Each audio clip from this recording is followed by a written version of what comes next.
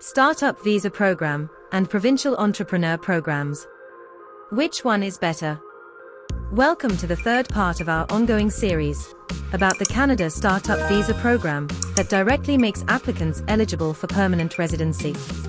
Before watching this video, make sure you have watched the previous two parts because in the first one, we discussed some basic information about the Startup Visa Program.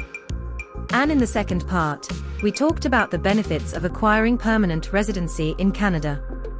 You can find the link for both videos in the description box below. Now in today's video, we are going to compare the Startup Visa Program with Provincial Entrepreneur Programs to help you understand which one's better. Have you faced any delays during your Canadian immigration? Share your experience with us in the comments section below.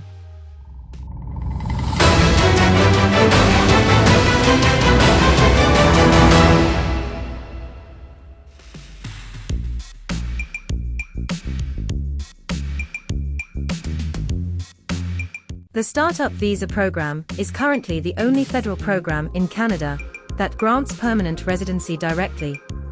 While the Provincial Entrepreneur Programs permit applicants to come to Canada by investing in a business, they have a few restrictions. For instance, applicants of Provincial Entrepreneur Programs need to live in Canada for a certain period after acquiring a work permit before they are re-evaluated for permanent residency status. Plus, the investor is supposed to live in the same province as their business. What's important to note here is that, in the majority of cases, the success of an application of these programs is reliant on the success of the business the investor has invested in. Needless to say, such complications add a lot of unpredictability to the path leading to permanent residency. The investor may have to relocate to Canada and live there for years before the re-evaluation takes place.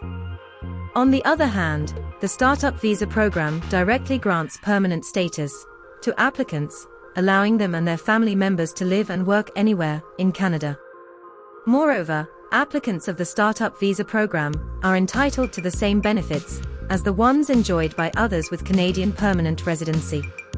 In addition to this, applicants are not bound to only work in the companies they have invested in, since they are permitted to seek employment in any part of Canada.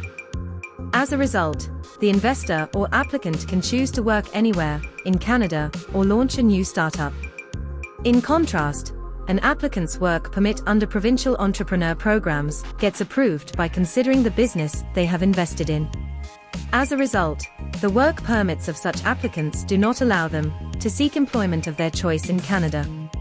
Provincial Entrepreneur Programs demand an investor to contribute time and skills to their own business.